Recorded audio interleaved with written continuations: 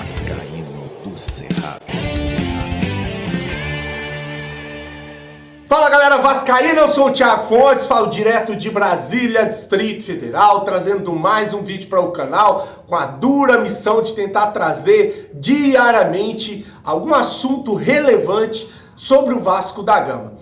Tá? Antes de atualizar informações, eu vou pedir para você deixar o joinha, deixa o like, se inscreve no canal, que é importante para ele ser indicado no YouTube. Falar da minha parceira, o XBET, é patrocinadora do canal Vascaíno Cerrado. Batemos mais um bilhete, né? Falei que o jogo entre Braga e Famalicão ia sair mais de um gol, ficou 2-1 pro Famalicão em cima do Braga. O Braga começa o campeonato português tropeçando em casa.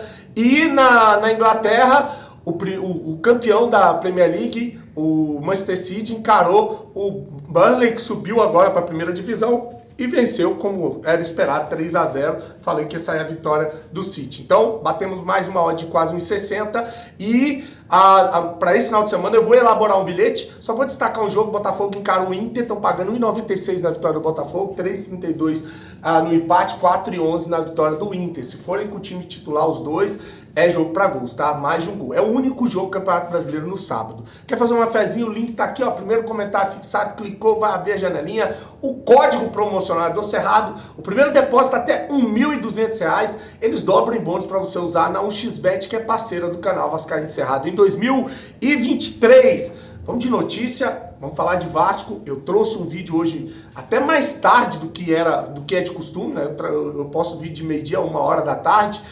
Veio 2h30, porque eu estava esperando a entrevista coletiva de apresentação do Rossi, aonde falaram que o Paulo Brax ia dar explicações ao torcedor vascaíno. Lembrar que desde que essas pessoas assumiram ali e montaram esse elenco que está praticamente na Série B, e com os calotes aos clubes, aos empresários, todas essas denúncias que a gente vem falando aí, ninguém dessa empresa colocou a cara para responder, para dar explicações, né? E quando saiu o nome da empresa do CEO Luiz Melo lá no Serasa como uma das detentoras de ações da SAF do Vasco, rapidinho pularam com o CEO Mulambo daqui, né? Tiraram ele daqui e levaram para a empresa lá. E agora como é que você apresenta? Olha só como é que as coisas, elas são estranhas demais. Não são de gente séria, não são de gente responsável, não são de empresa que é uma empresa séria.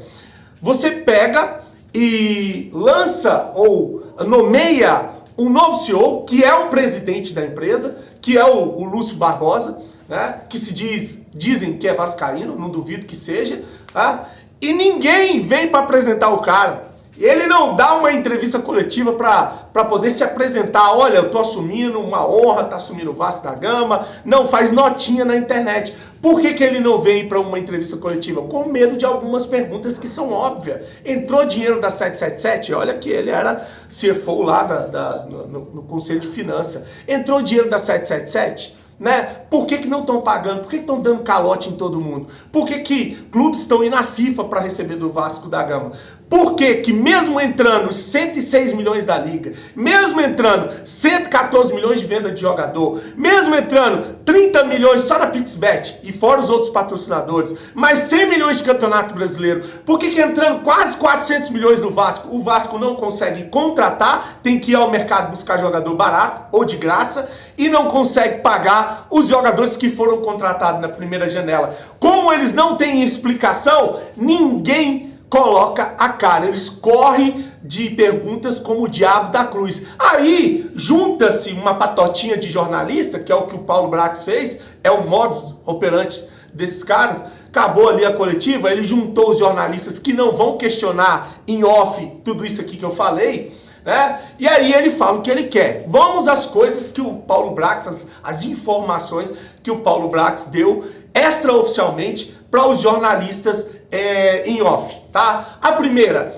ele disse que perceberam que só agora que o time do Vasco é jovem demais e que essa janela serviu para trazer jogadores mais experientes para o elenco. Cara, vários outros influenciadores passaram a pré-temporada inteira, o Campeonato Carioca inteiro, a Copa do Brasil só a primeira fase, né, falando que esse time do Vasco não tinha jogadores experientes, que era um bando de garoto misturado com jovens aí que ia fazer falta, ia pesar no Campeonato Brasileiro. Eu falava que a média de idade do Vasco era a menor média do Campeonato Brasileiro, se eu não me engano era 21, era 22 anos. E olha, eu tô falando isso aqui não é pra me gabar porque eu falei isso não, é justamente pra dizer o seguinte: eu que não sou scout, eu que não sou gestor de futebol, eu que nunca trabalhei em departamento de futebol, já dizia isso desde lá, desde de janeiro. E aí os caras que são profissionais, né, só foram perceber agora que a vaca praticamente já foi pro brejo, que o elenco do Vasco é jovem demais. Isso é, cara, isso é um tapa na cara do torcedor, velho. Mas é um tapa de mão cheia. E principalmente esse torcedor que apoiou essa desgraça, né? O tipo de informação que o cara traz. A outra informação inútil que o estagiário de executivo trouxe foi o seguinte: ele falou que tentaram contratar vários jogadores de nome, de peso no mercado. Aí citou os nomes: Carrascal, Lanzini, Rafinha de Alcântara, Oscar Romero, Ezequiel Bulaldi, Cavani. Tentou contratar todos esses jogadores. Só que ele trouxe uma informação que, por causa da situação do Vasco na tabela, no Campeonato Brasileiro, na lanterna, eles não quiseram vir para o Vasco. Então isso dificultou o Vasco conseguir grandes contratações na janela. Como se essa informação fosse de alguma maneira absolver, né, o fato dele não ter conseguido trazer nenhuma grande contratação. Como se essa informação fosse diminuir o impacto dele não ter trazido nenhuma grande contratação para o Vasco. Mas é o contrário. Essa informação, ela só reforça o quanto eles são incompetentes. Porque quem levou o Vasco para essa situação na tabela no Campeonato Brasileiro, seu Paulo Brax, foi o senhor.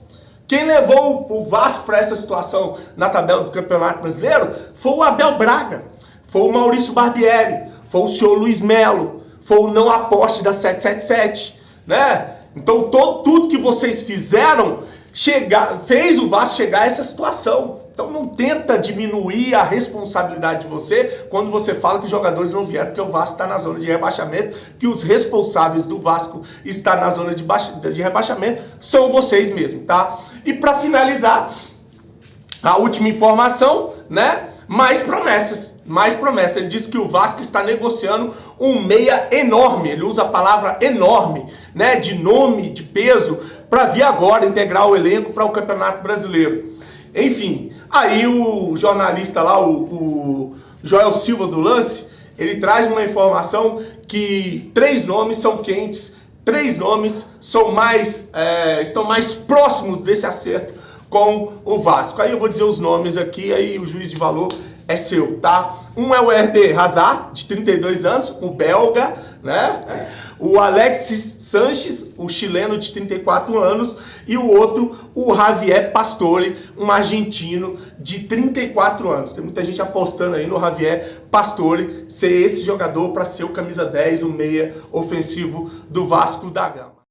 Bom, tava esperando chegar um áudio de um jornalista aqui, o Josa Novales, né? Se você não conhece o canal Josa Novales, acompanhe o trabalho do cara, que é show de bola. Vai lá, se inscreve no canal, fala que foi pelo Vascaíno Cerrado, tem uma turma que já se inscreveu lá e é um cara sensacional. Eu perguntei para ele sobre essas especulações, ele que é especialista no mercado sul-americano, e qual era a opinião dele sobre esses 3 nomes, né? Se havia uma possibilidade, qual era a possibilidade, se esses jogadores iriam de fato contribuir com o Vasco no Campeonato Brasileiro, nesse segundo turno, né? E qual desses jogadores ele acha melhor para se encaixar no elenco, no time, né? Do Ramon Dias. Então vou deixar para finalizar o áudio que o Josa Novales mandou aqui pro canal Vascaíno Cerrado, agradecer a gentileza mais uma vez, né? E pedir para vocês irem lá dar uma força no canal do jornalista Josa Novales, beleza? Curte o vídeo, se inscreve no canal, deixe sua mensagem que é importante. Grande abraço, fique com Deus, um fim de semana abençoado e saudações vascaínas.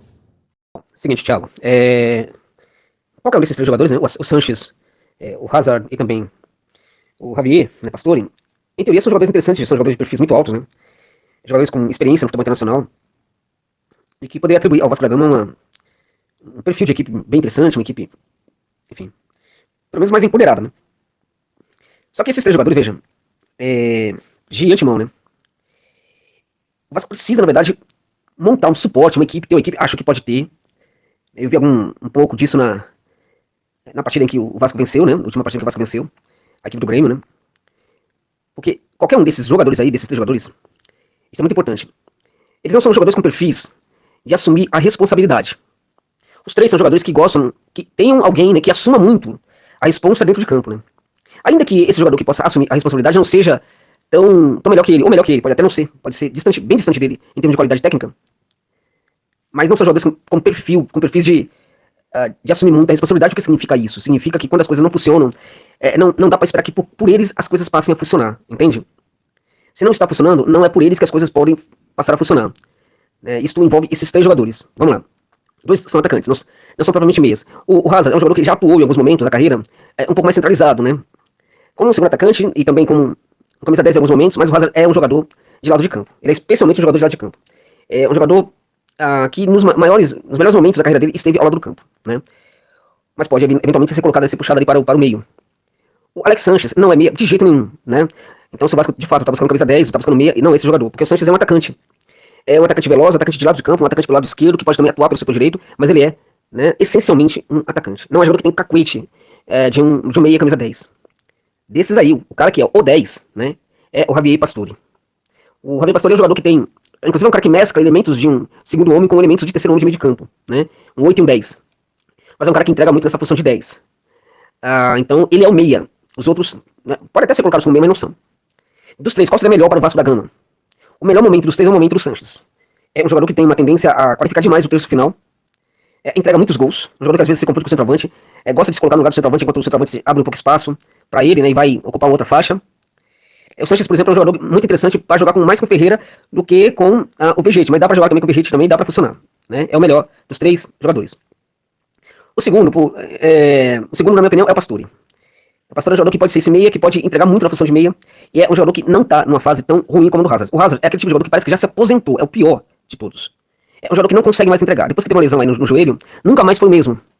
É um jogador que, infelizmente, parece que não vai ter muita vida longa no futebol, né? Deve encerrar a carreira o mais breve possível, ou, né, ficar aí jogando por times da Ásia, enfim, da Major League Soccer, né? Às vezes fazendo muito mais jogo de exibição do que qualquer outra coisa. Na minha opinião, a carreira dele deve ser curta. É um jogador que não tá rendendo, parece que joga com dor, né? Então eu acho que é um problema. Então, primeiro na ordem, melhor, Sanches, depois Pastore, depois o Hazard. Qual é o meia? Pastore. Depois dele, o Hazard.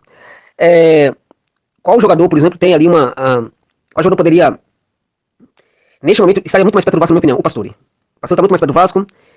Desses três aí, é aquele que aceita negar menos, né? E é um sul-americano que já deu sinais de que gostaria de voltar para a América do Sul.